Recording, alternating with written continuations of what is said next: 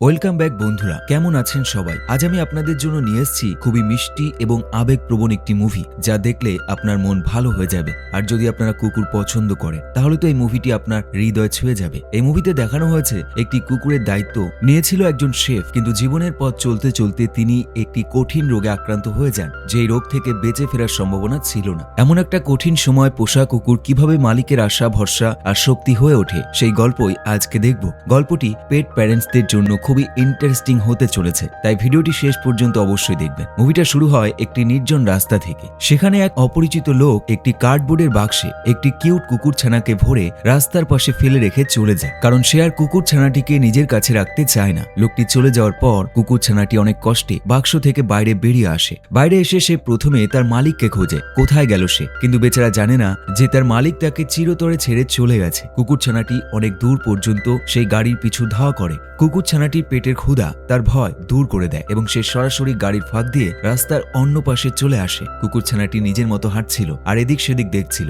দেখা যায় একজন শেফ টেবিলের উপর একটি লেগ পিস রেখে চলে যেতেই কুকুরছানাটি সেই মাংসের টুকরোটি মুখে তুলে খেয়ে নেয়। এভাবে কিছুদিন রাস্তায় থাকতে থাকতে সেই পোষা কুকুরটি রাস্তার কুকুরদের মতো নোংরা দেখাচ্ছিল। তার কাছে পেট ভরানোর আর কোনো উপায় ছিল না, তাই সে এখন এক দুষ্টু কুকুর হয়ে উঠেছে। সে মানুষদের খুব জ্বালায়, সে তাদের জিনিসপত্র চুরি করে পালিয়ে যায়। আসা যাওয়ার পথে লোকজনকে বিরক্ত করা তার অভ্যাসে পরিণত হয়েছে। এলাকার সবাই তাকে ভয় পায়। আজও সে খাবার চুরি করার জন্য বাজারে এসছিল। সেই বাজারেই আমরা পেড্রো নামের এক ব্যক্তিকে দেখতে পাই। পেড্রো আসলে একজন শেফ এবং খুব ভালো মনের মানুষ। সে একটি রেস্টুরেন্টে কাজ করে। তার বস মার্থা তাকে মাংস কিনতে পাঠিয়েছিলেন, কারণ যে লোকটা রেস্টুরেন্টে মাংস সরবরাহ করত মার্থার সাথে তার ঝগড়া হয়েছিল, তাই সে কাজে আসেনি আর মাংস দেওয়া বন্ধ করে দিয়েছিল। এখন পেড্রোর কাজ হলো সেই লোকটিকে বুঝিয়ে মাংস সরবরাহ করার জন্য রাজি করানো। লোকটি পেড্রোকে বলে যে, ইয়ার তোর বস তো ভীষণ রাগী, আমি আর ওর সাথে কাজ করতে চাই না, গিয়ে বলে দে। কিন্তু পেড্রো তার ব্যাগ থেকে নিজের বানানো সবচেয়ে বিশেষ পদ কৌশিনা বের করে। এটি সেই লোকটিকে দিয়ে সে বলে, যদি তুমি মাংস দিতে রাজি হও তাহলে আমি প্রতিদিন তোমাকে এটা এনে দেব। এখানে কৌশিনা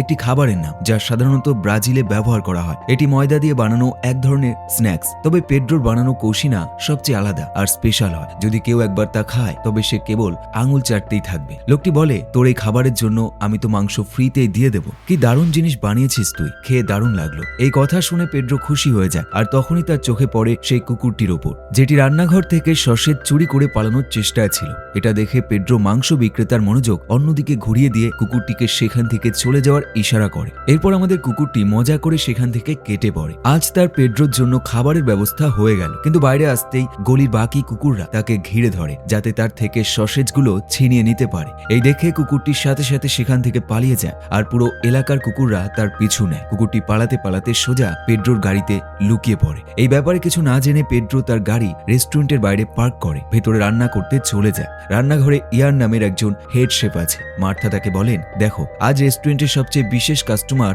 এলিসা আসছে। তাকে যে ডিশ পরিবেশন করা হবে তা একেবারে নিখুঁত হতে হবে। মনে রাখবে, সে হতাশ হলে আমাদের বড় ক্ষতি হয়ে যাবে। ইয়ান বলে, আপনার চিন্তা করার কোনো দরকার নেই, সবকিছু আমার নিয়ন্ত্রণে আছে, আমি সব সামলে নেব। সে পেড্রো ও অন্যদের তাদের কাজ ভালোভাবে করতে বলে, সাথে এই সতর্কতাও দেয় যে যেন একটিও ভুল না হয়। পেড্রো মাংস ভালো করে রান্না করে ইয়ানকে দেয়, যা সাজিয়ে এলিসকে পরিবেশন করার কথা ছিল। ইয়ান যেই মাত্র সেই প্লেটটি এলিসাকে দিতে যাচ্ছিল, ঠিক তখনই সেই কুকুরটি রান্নাঘরে চলে আসে। যেই তার নজর মাংসের ওপর পড়ে, সাথে সাথে সে সেটার উপর ঝাঁপিয়ে পড়ে এবং সেটি খেয়ে নেয়। সবাই হতবাক হয়ে যায় যে একটা কুকুর কোথা থেকে এলো। তারা সবাই তাকে ধরার চেষ্টা করে, কিন্তু কুকুরটি এদিক ওদিক পালাতে শুরু করে। মনে হচ্ছিল এটা রান্নাঘর নয়। কুকুরটির কারণে রান্নাঘর কুস্তি মাঠ হয়ে যায়। আর তখনই ইয়ান যখন কুকুরটিকে মারতে এগিয়ে যায়, পেড্রো তাকে থামিয়ে দিয়ে বলে, দেখুন, সে শুধু ক্ষুধার, তাই আজ এমন করছে, মারবেন না একে। তখন ইয়ান বলে, এটা আমার রান্নাঘর আর আমি এখানকার হেড শেফ, যা চাইবো তাই করব। কিন্তু মার্থা তাকে বলেন, এই রেস্টুরেন্ট আমার আর আমি তোমাকে থামার নির্দেশ দিচ্ছি। তুমি কুকুরটিকে ছেড়ে দাও এবং তাড়াতাড়ি অন্য কিছু বানাও। ইয়ান খুব রেগে যায়, তাই সে বলে, তোমাদের চাকরি তোমরাই রাখো, আমি চললাম। এই বলে সে তো চলে যায়। কিন্তু এখন সমস্যা হলো, এলিসা অনেকক্ষণ ধরে তার খাবারের জন্য অপেক্ষা করছেন। এখন তাকে কি পরিবেশন করা হবে? তখন পেড্রোর সাথে সাথে তার জাদুকরি কৌশিনা তৈরি করে এবং আশা করে যে এলিসা এটা পছন্দ হবে। সেটা খাওয়ার সাথে সাথেই এলিসা প্রথমে একদম শান্ত হয়ে যায়, তারপর বলেন, কি বানিয়েছো তুমি? এর চেয়ে ভালো জিনিস আমি জীবনে কখনোই খাইনি। তখন পেড্রোর জন্য প্রাণ ফিরে আসে যে যাক, জাদুকরি কৌশিনা কাজ করেছে। মার্থা খুশি হয়ে পেড্রোকে জড়িয়ে ধরেন এবং বলেন, আজ থেকে আমাদের মেনুতে কৌশিনাও যোগ করা হবে, আর আজ থেকে আমি তোমাকে আমাদের রান্নাঘরের হেড শেফ বানালাম। এই কথা শুনে পেড্রোর চোখে জল চলে আসে, কারণ এটা তার স্বপ্ন ছিল যে সে হেড শেফের কোড পরে অর্ডার দেবে, রান্না করবে, আর আজ তার স্বপ্ন পূরণ হলো। সে রেস্টুরেন্টের বাইরে আসতেই দেখে সেই কুকুরটি সেখানেই দাঁড়িয়ে তার জন্য অপেক্ষা করছে। মনে হচ্ছিল যেন সে তাকে বাঁচানোর জন্য পেড্রোকে ধন্যবাদ জানাতে চায়। পেড্রো বলে, আজ আমি যে হেড শেফ হলাম সেটা তোমার জন্য। আর সে তার নিজের খাবার কুকুরটিকে খেতে দেয় আর বলে, এটা আমার পক্ষ থেকে তোমার জন্য ট্রিট। এরপর সে তার বাড়ির দিকে রওনা হয়। বাড়ি আসার পর পেড্রো তার মাকে ভিডিও কল করে হেড শেফ হওয়ার সুসংবাদটি দেয়, আর মাও এই কথা শুনে খুব খুশি হন, কারণ ছেলে উন্নতি করবে, মায়ের তো খুশি হবে। পেড্রোকে কৌশিনা তৈরি করাও তার মা শিখিয়েছিলেন, আর আজ পেড্রো এত খুশি ছিল যে সে নিজের আনন্দ ধরে রাখতে পারছিল না। মিষ্টি স্বপ্ন দেখতে দেখতে যেই সে ঘুমিয়ে পড়ে, তখনই বাইরে বৃষ্টিতে ভেজা এক কুকুরের আওয়াজ সে শুনতে পায়। সে সাথে সাথে বারান্দা থেকে বাইরে তাকালে সেই কুকুরটিকে দেখতে পায়, যে এখন পেড্রোর পিছু নিতে নিতে এখানে চলে এসেছিল। বৃষ্টিতে ভিজতে দেখে পেড্রো তাকে নিজের ঘরের ভিতরে নিয়ে আসে এবং সবার আগে তাকে ভালো করে গোসল করায়, কারণ রাস্তায় থাকতে থাকতে তার গা থেকে বেশ গন্ধ আসছিল। গোসল করানোর পর সে একটি চাদর বিছিয়ে তার সামনে টিস্যু পেপার রেখে দেয় এবং তাকে বলে যে এখানে তুমি ঘুমাবে, আর যদি পটি করতে হয় তবে এটার উপরই করবে। এরপরে পেড্রো নিজের জন্য এবং কুকুরটির জন্য দারুণ দারুণ খাবার তৈরি করে, কিন্তু তখনই পেড্রোর মাথায় হঠাৎ করে খুব জোরে ব্যথা শুরু হয়। সেই ব্যথা এত বেশি ছিল যে তার কোনো সীমা ছিল না। আসলে পেড্রোর মাইগ্রেনের সমস্যা ছিল, আর গত মাস থেকে তো এটা প্রতিদিনের ঘটনা হয়ে দাঁড়িয়েছে। প্রতিদিন হঠাৎ করেই তার এত জোরে মাথা ব্যথা শুরু হয় যে মনে হয় সে অজ্ঞান হয়ে যাবে। এই কারণে সে এই রোগের ওষুধ সবসময় নিজের সাথে রাখে। কুকুরটি যখন এই ঘটনাটি দেখে তখন সে খুব চিন্তিত হয়ে পড়ে। সে পেড্রোর কাছে গিয়ে বারবার ঘেউ ঘেউ করতে থাকে, যেন সে পেড্রোকে জিজ্ঞেস করছে, পেড্রো তুমি কি ঠিক আছো? এটা দেখে পেড্রো তাকে নিজের কাছে বসিয়ে নেয় এবং কুকুরটি পাশে থাকার কারণে তার কষ্ট ধীরে ধীরে কমতে থাকে। কিন্তু যেই পরের দিন সকালে পেড্রোর ঘুম ভাঙে, সে অবাক হয়ে যায়, কারণ কুকুরটি পুরো বাড়ি লন্ডভন্ড করে ফেলেছে, জিনিসপত্র ভেঙে চুরে রেখেছে। পেড্রো যেখানে শুয়েছিল তার পাশেই কুকুরটি পেশাব করে দিয়েছে। পেড্রো তাকে বারণ করার জন্য যেই মাত্র বিছানা থেকে নিচে পা রাখে, তার পা পটির উপর পড়ে যায়। পেড্রো এখন বুঝতে পারে যে এই কুকুরটি তার কথা শুনবে না, তার ঘরে থাকা একদমই অভ্যাস নেই, এটিকে প্রশিক্ষণ দিতে হবে। তাই পেড্রো সেদিন কাজে যাওয়ার আগে কুকুরটিকে একটি প্রশিক্ষণ স্কুলে নিয়ে যায়, যেটি কমলা নামের একটি মেয়ে চালায়। এখানে কুকুরদের খুব ভালো প্রশিক্ষণ দেওয়া হয়, যেমন কিভাবে তাদের থাকতে হবে, কিভাবে কি করতে হবে এবং মালিককে বিরক্ত করা যাবে না, এই সব কিছুই এখানে শেখানো হয়। পাশাপাশি লোকেরা তাদের কুকুরদের সেখানেই রেখে যায়, যাতে অন্য কেউ তাদের দত্তক নিতে পারে। বিশেষ করে যেসব কুকুর খুব বেশি বিগড়ে যাওয়া স্বভাবের হয়, কমলা সব কুকুরকে তার বন্ধুর মতো দেখাশোনা করার কাজ করে। কমলা পেড্রোকে জিজ্ঞেস করে, তুমি কি এটাকে এখানে ছেড়ে দিতে এসছো নাকি শুধু ট্রেনিং দিতে হবে? পেড্রো কিছু বলার আগেই তার আবার মাইগ্রেনের ব্যথা শুরু হয়, আর এই ব্যথা এত তীব্র ছিল যে তার অজ্ঞান হওয়ার উপক্রম হয়। কুকুরটি এটা দেখে আবার চিন্তিত হয়ে পড়ে, কারণ তার শৈশবের কথা এখনো মনে আছে। হ্যাঁ, তার প্রথম মালিক ছোটবেলায় তাকে ছেড়ে দিয়েছিল। ছেড়ে দেওয়ার আগে সে তার মালিকের সাথে কিভাবে থাকতো সেটাও তার মনে পড়েছিল, কিন্তু আগের মালিক যেমন তাকে ছেড়ে দিয়েছিল সে চায় না পেড্রো তাকে এভাবে ছেড়ে দিক। কমলা পেড্রোকে বলে যে কুকুররা যখন মনে করে তাদের মালিক বিপদে আছে, তখনই তারা তাদের জন্য এত বেশি চিন্তিত হয়। তারা আমাদের আগেই জানাতে পারে যে কিছু ভুল হতে চলেছে, এবং আমার মনে হয় তোমার কুকুর অবশ্যই এমন কিছু অনুভব করেছে যা তুমি বুঝতে পারছো না। তাই তোমার উচিত তোমার কুকুরের কথা ভেবে হলেও একবার খুব ভালো ডাক্তার দেখিয়ে নিজের রিপোর্ট করানো, যে তোমার মস্তিষ্কে এত সমস্যা কেন হচ্ছে। পেড্রো এই বিষয়টি উপেক্ষা করে, কিন্তু কুকুরের জিদের কারণে সে ডাক্তারের কাছে যায়, আর যখন রিপোর্ট আসে ডাক্তার অবাক হয়ে যায়। তিনি বলেন, পেড্রো দুঃখের সাথে বলতে হচ্ছে যে তোমার ব্রেন টিউমার হয়েছে, যা অনেকটাই বেড়ে গেছে। যত দ্রুত সম্ভব এর চিকিৎসা শুরু করতে হবে, না হলে হয়তো কেউ তোমাকে বাঁচাতে পারবে না। এই কথা শুনে পেড্রোর মাথা ঘুরে যায়। ডাক্তার কথাগুলো যেভাবে বলছিল, এইসব শুনে পেড্রো তো তার জীবন শেষ হতে দেখেছিল। সে বিশ্বাস করতে পারছিল না যে আজই তার হেড শেফ হওয়ার স্বপ্ন পূরণ হলো, আর আজই তার জীবন এমন মোড় নিল, আর এটা কি হয়ে গেল। এইসব ভাবতে ভাবতে সে রেস্টুরেন্টে আসে। তার কাজে মন বসছিল না, রান্না করতে করতে সে খাবার পুড়িয়ে ফেলে। তখন মার্থা তাকে বলেন, পেড্রো, আমার এখানে তোমাকে 100% মনোযোগ দিতে হবে। তোমার মন কোথায়? তুমি 2 সপ্তাহের মধ্যে আমাকে নতুন মেনু যোগ করতে হবে। তার আগে যতগুলো সম্ভব নতুন ডিশ তৈরি করো, জলদি।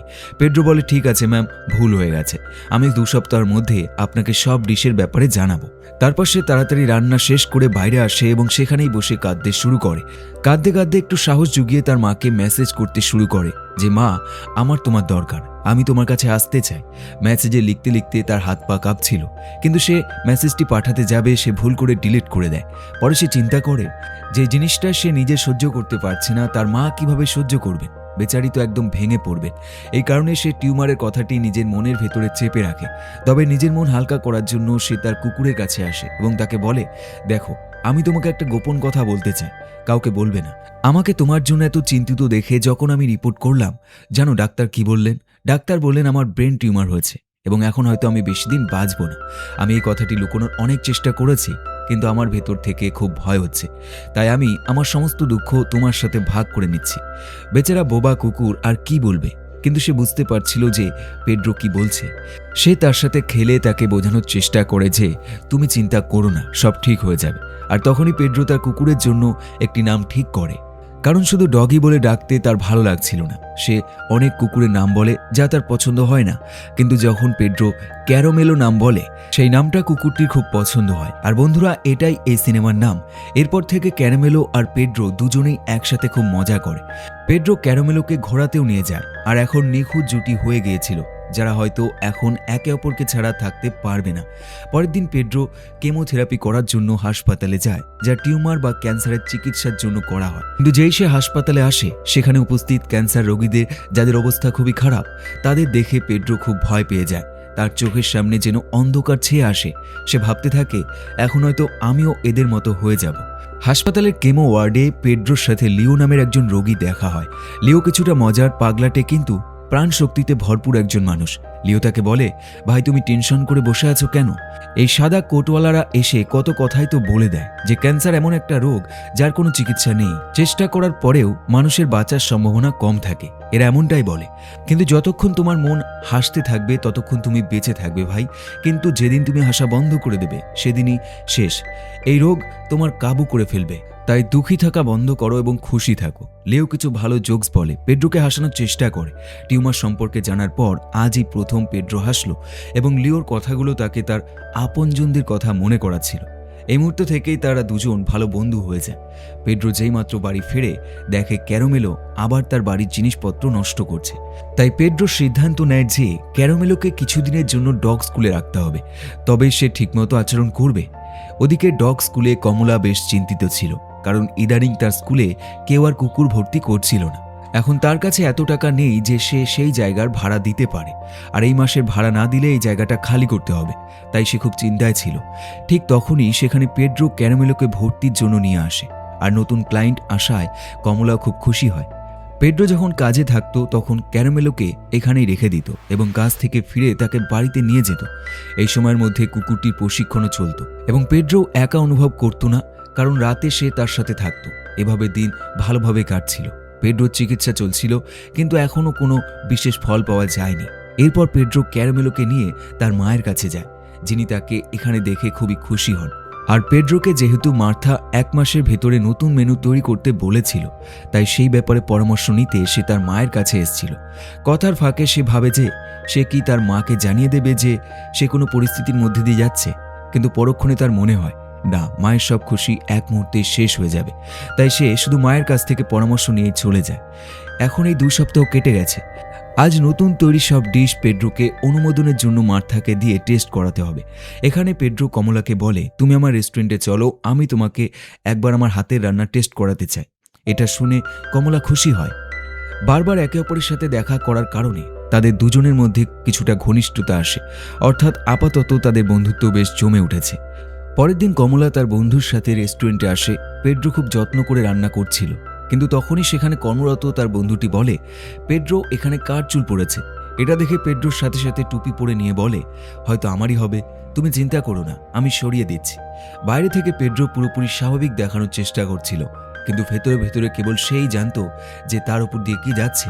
কারণ চুল পড়ার মানে হলো কোনো চিকিৎসাতেই কাজ হচ্ছে না এবং তার টিউমার কেবল বেড়ে চলেছে। সে সাহস করে হাসি মুখে কমলার কাছে যায় এবং নিজের হাতে তাকে খাবার পরিবেশন করে। কিন্তু তখনই মার্থা পেড্রোকে রান্নাঘরে ডেকে নিয়ে এসে বলে, টেবিল নম্বর 7 থেকে অভিযোগ এসছে যে তাদের খাবারে খুব বেশি নুন। পেড্রোর সাথে সাথে খাবারটি পরীক্ষা করে, সে তো স্বাদই পাচ্ছিল না।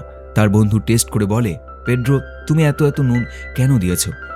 পেড্রো বুঝতে পারে তার খাবারের স্বাদ বোঝার ক্ষমতা শেষ হয়ে গেছে এবং তার টেস্ট এমন হয়ে গেছিল যে সে কিছুই বুঝতে পারছিল না সে মিষ্টি খাচ্ছে না নোনতা, সে কিছুই বুঝতে পারছিল না।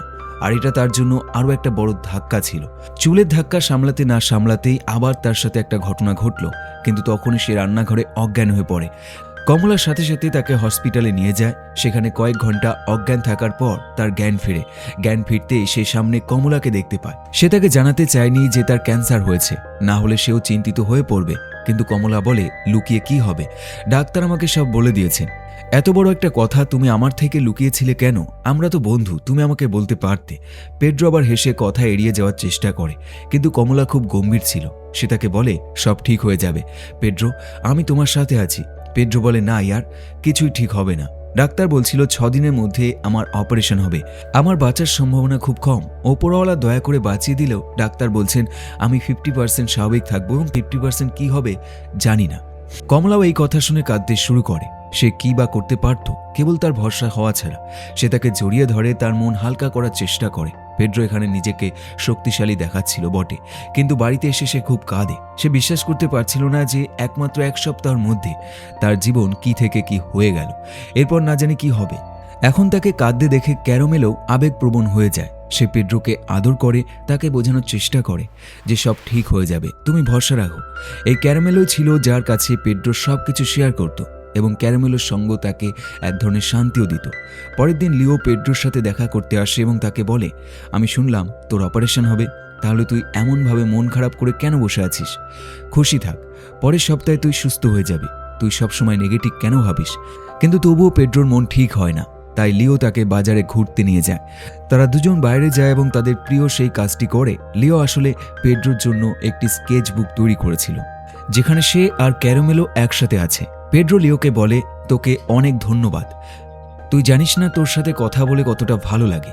আমি রোজ কেমন কাঁদছিলাম আর আজ তুই আমার মন ভালো করে দিলি। যখন আমরা দুজন ঠিক হয়ে যাব তখন দেখিস ক্যারামেলোর সাথে খুব মজা করব। এই কথা শুনে লিও খুব খুশি হয়ে যায়। এখন পেড্রো সেই কমলার সাথে দেখা করতে যায়। সে তাকে চিন্তিত দেখতে পায়। তার জিজ্ঞাসা করা সত্ত্বেও কমলা কিছু বলতে রাজি হয় না, শুধু বলে যে হ্যাঁ সব ঠিক হয়ে যাবে। কিন্তু পেড্রো বলে, আমার ক্যান্সার হয়েছে, এর মানে এই নয় যে তুমি তোমার কষ্ট আমার সাথে শেয়ার করতে পারো না। আমি দেখেছি যে তুমি আমার কাছ থেকে কিছু লুকাচ্ছ। তখন কমলা বলে যে ডগ স্কুল চলছে না, যদি ভাড়া দেওয়া না হয় তাহলে আমাদের স্কুল খালি করতে হবে।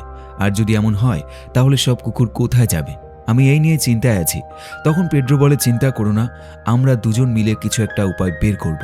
এই কারণে আমরা দুজন টাকা জোগাড় করার জন্য নতুন নতুন আইডিয়া খুঁজতে শুরু করেছি।